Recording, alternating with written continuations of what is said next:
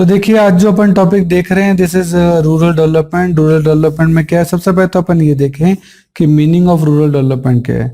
Rural development refers to continuous and comprehensive socio economic process. ये एक socio economic मतलब society में भी डेवलपमेंट होना चाहिए और इकोनॉमी में भी डेवलपमेंट होना चाहिए। Attempting to improve all aspect of rural life. जो रूरल लाइफ है उसमें इंक्रीमेंट होना चाहिए, उसका क्वालिटी और स्टैंडर्ड जो है वो सुधरने चाहिए। The term rural development include not only the agriculture development, इसमें केवल एग्रीकल्चर डेवलपमेंट नहीं है, but it involve all those aspect which improve quality of life of people. It aim at improving the economic and social condition of people living in villages. उन सभी aspect को लेता है।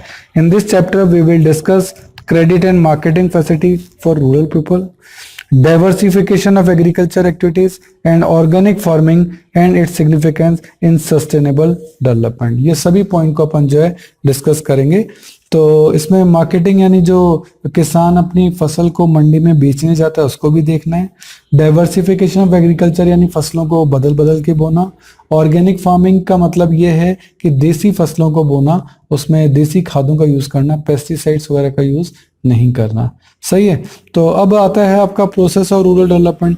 Sir rural development का process क्या, कैसे होता है रूरल डेवलपमेंट? सबसे पहले ह्यूमन रिसोर्सेज का डेवलपमेंट करना। मैंने आपको बताया ह्यूमन रिसोर्सेज के बारे में क्या कि उनके बीच में लिटरेसी है, specially for female literacy, education आए, स्किल डेवलपमेंट आए, तभी ह्यूमन कैपिटल डेवलप होगी, और बेटर हेल्थ फैसिलिटीज हो फॉर फिजिकल ग्रोथ। तो ये सब होगा तो ह्यूमन रिसोर्स डेवलप होगा, और ह्यूमन रिसोर्स जब अच्छा डेवलप होगा तो रूरल डेवलपमेंट अपने आप ही हो जाएगा। Development of infrastructure. इंफ्रास्ट्रक्चर से मतलब है इलेक्ट्रिसिटी, इरिगेशन यानी सिंचाई, क्रेडिट का मतलब उधार loan, marketing and transport facility. सही है। Including construction of village roads, feeder road and nearby highways, इन सबको इसमें शामिल किया गया। Better facility for agriculture, research and extension of information, इन सब चीजों के बारे में भी अच्छा डेवलपमेंट हो, गांव गांव में इंटरनेट पहुंचे और ये सब फैसिलिटीज वहां पहुंचेगी। अच्छा इंफ्रास्ट्रक्चर होगा तो गांव का विकास अपने आप ही हो जाएगा। देन है लैंड रिफॉर्म। लैंड रिफॉर्म का मतलब होता है भूमि सुधार। क्या? Elimination of exploitation of land relation. क्या था कि जो एक्सप्लॉयटेशन हो रहा है मजदूरों का गांवों में उसको रोका जाए।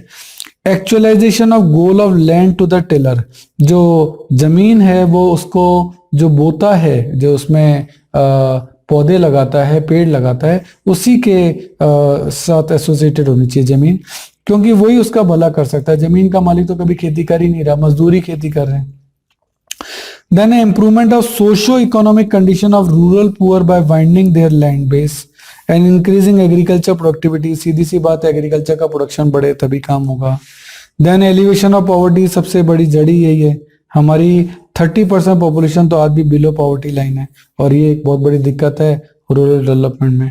देन है डेवलपमेंट ऑफ प्रोडक्टिविटी रिसोर्सेज की प्रोडक्टिविटी जो है वो हमारी बढ़े, पर हेक्टर हमारा जो प्रोडक्शन है वो हमारा बढ़े। सही है।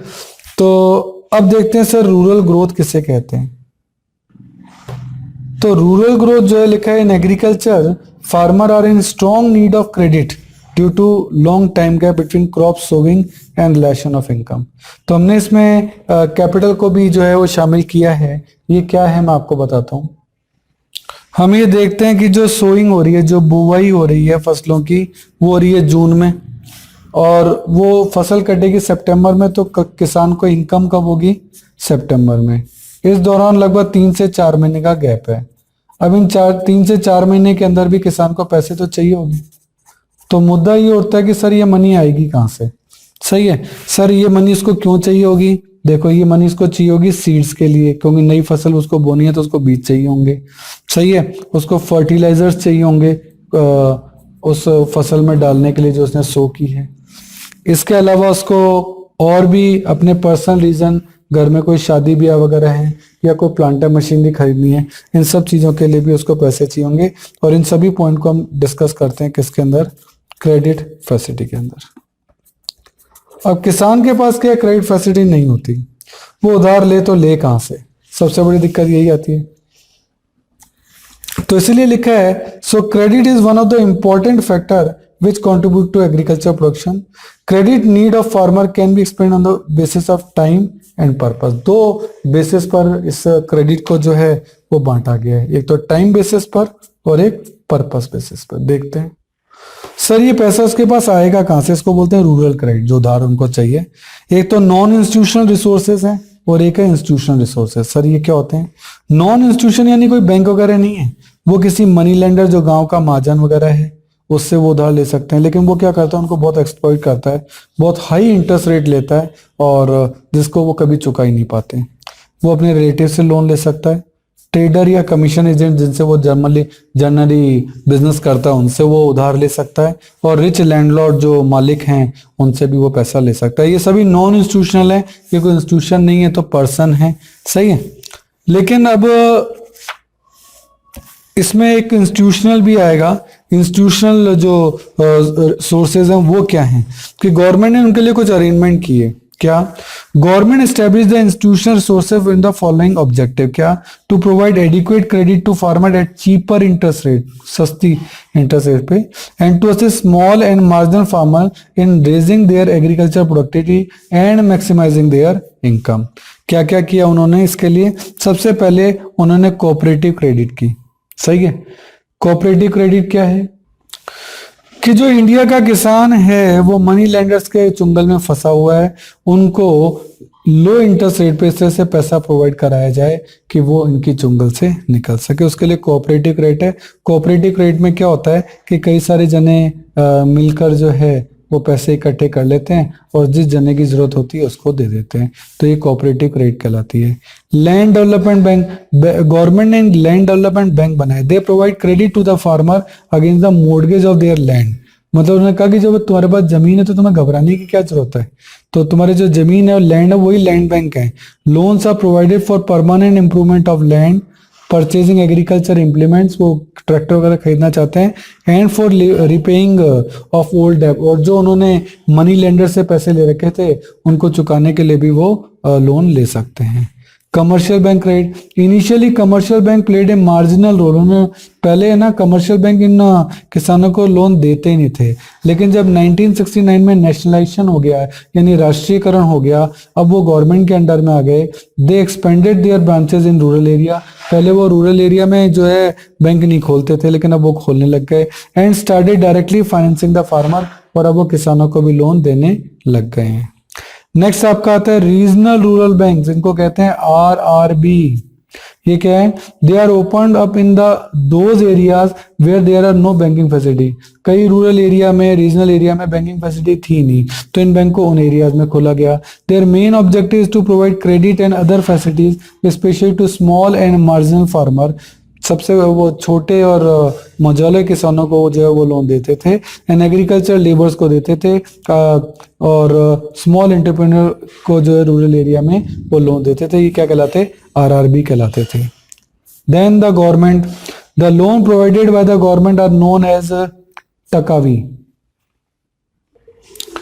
ये टकावी जो लोन है ये इमरजेंसी या डिस्ट्रेस में इशू किए जाते हैं गवर्नमेंट के द्वारा, जैसे कि फेमाइन, भुखमरी हो, फ्लड, बाढ़ वगैरह आ गई हो, और इन पे जो रेट ऑफ इंटरेस्ट है वो भी काफी कम, नॉर्मली 6% तक होती है।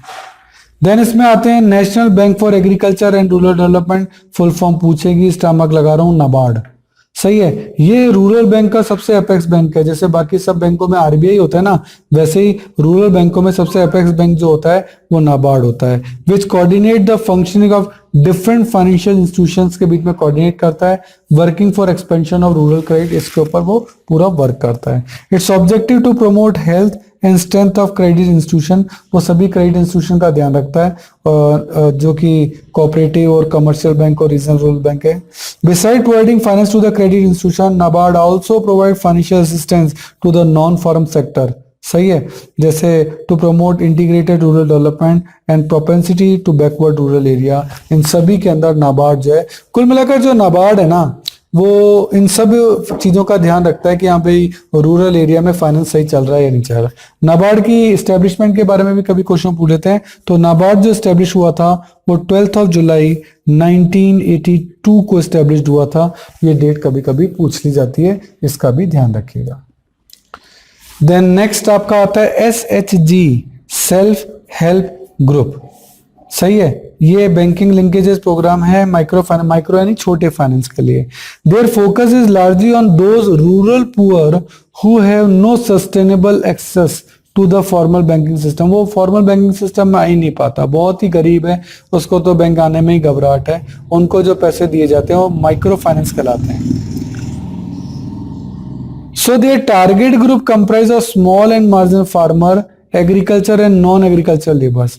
SHG promote thrift in a small proportion by a minimum contribution from each member. इसमें क्या होता है, सब मेंबर जो है वो मिल जाते हैं, ठीक है। इनके पास मान लेते हैं सबके 500 रुपए, तो सबने 500 रुपए दिए, काफी बड़ा एक फंड बन गया, मान लो 10,000 रुपए बन गए।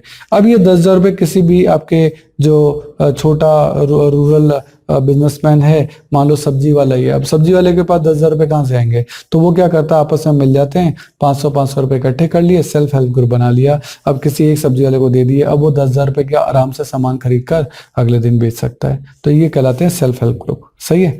फ्रॉम द पूल्ड मनी ये जो 10,000 रुपए बने, credit is given to needy member, जिसको भी जरूरत है उसको रीजनेबल इंटरेस्ट रेट पे वो दे दी जाती है, और वो धीरे धीरे उसको रीपेड कर देता है in small instalment. SHG have also help in the empower women भी ऐसा काम कर रही है। However the borrowing are mainly confined to consumption purpose and negligible proportion is borrowed for agriculture। लेकिन होता क्या है इनके अंदर कि वो घरेलू काम के लिए, डोमेस्टिक वर्क के लिए पैसे ले लेती हैं, ये प्रोडक्टिव पर्पस का यूज नहीं आ पाता। अगर आपको मेरे वीडियोस पसंद आ रहे हैं तो देखिए एक लाइक, शेयर और सब्सक्राइब तो बनता है, तो मेरी खुशी के लिए एक लाइक तो कर दीजिए। देखिए आपका टाइम बड़ा कीमती है, तो यदि नोट्स लिखने में आप अपना टाइम बचाना चाहते हैं और वर्कशीट भी गेट करना चाहते हैं, तो इन सभी की PDF का लिंक नीचे डिस्क्रिप्शन में गिवन है, आप वहां जाके देख सकते हैं। देखिए स्टूडेंट, जितने भी वीडियो हमने बनाए हैं उनके जितने भी क्वेश्चन मैं वीडियोस में करा रहा हूं, उनका लिंक आपको डिस्क्रिप्शन में दे रखा है।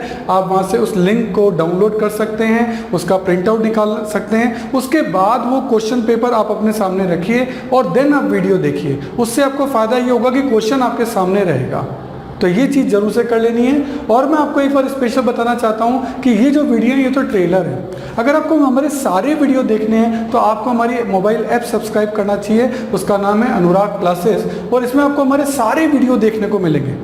क्यों, देखो YouTube तो ट्रेलर है, यहाँ सारे वीडियो नहीं होते। अगर आपको सारे वीडियो देखने हैं तो आपको हमारी मोबाइल ऐप सब्सक्राइब करनी पड़ेगी, उसमें आपको सारे वीडियोस मिलेंगे, उसमें आपको नोट्स मिलेंगे, प्रिंटेड नोट्स भी होंगे, हैंड रिटन नोट्स भी होंगे, मतलब आप हर तरीके के नोट्स वहाँ ले सकते हो। उसमें भी उसकी जो मेंबरशिप है वो प्रीमियम भी है और स्टैंडर्ड भी है, जो भी आप लेना चाहें। और आपको वहाँ अदर बुक्स के इंपॉर्टेंट पिक्स, अच्छे डायग्राम, अच्छे क्वेश्चन, अच्छे पैराग्राफ, वो भी आपको जो है इस ऐप के अंदर मिलेंगे। और इसके अलावा बहुत ही important point, MCQ test. MCQ test का पैनल है जिसमें आप जितने भी टेस्ट वहाँ देंगे उसमें ऑप्शंस होंगे ABCD, उसमें ट्रू एंड फॉल्स के क्वेश्चन होंगे, उसमें फिल इन द ब्लैंक्स के क्वेश्चन होंगे। आपने 40 क्वेश्चन का टेस्ट दिया, जैसे सबमिट किया, विदिन 5 सेकेंड्स आपका रिजल्ट आपके सामने है।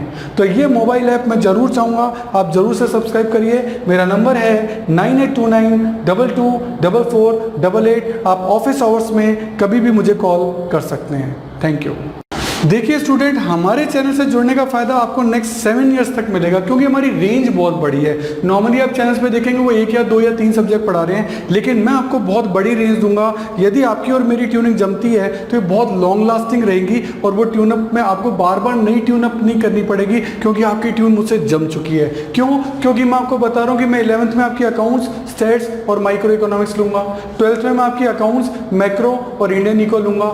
BCom के अंदर मैं आपकी corporate accounting, advance accounting, costing, financial management, budgeting, income tax etcetera, जो भी आपके जिस भी नाम से ग्रेजुएशन के अंदर ये कोर्स होंगे, इन सब के वीडियो हमने ऑलरेडी बना रखे हैं। मोबाइल ऐप आपकी बना रखी है, तो आपको बहुत सारी फैसिलिटीज हम देने जा रहे हैं। इसके अलावा CA, CS और CMA के फाउंडेशन और इंटर कोर्सेज में जितने भी प्रैक्टिकल हैं या इकोनॉमिक्स से रिलेटेड टॉपिक हैं, उन सब के वीडियो आपके तैयार मिलेंगे। पूरा स्टडी मटेरियल, पूरा नोट, सब चीज़ A to Z आपको रेडी मिलेगी। और इसके अलावा मास्टर्स अगर आप कर रहे हैं उसमें भी QT है, या मैनेजरियल इकोनॉमिक्स है, डायरेक्ट टैक्स है। QT का मतलब क्वांटिटेटिव टेक्निक्स, डायरेक्ट टैक्स है, इनडायरेक्ट टैक्स है, एडवांस टैक्स है, यानी पूरी कंप्लीट प्रैक्टिकल जितने भी न्यूमेरिकल सब्जेक्ट होते हैं सब आपको हमारे चैनल पे और हमारे मोबाइल ऐप पे मिलेंगे, जो कि आपको नॉर्मली बाकी चैनल्स पे नहीं मिलते हैं। हर साल आपको नए चैनल चैनल्स पे शिफ्ट होना पड़ता है और यहाँ आपको एक ही चैनल पे कंप्लीट सॉल्यूशन मिलेगा।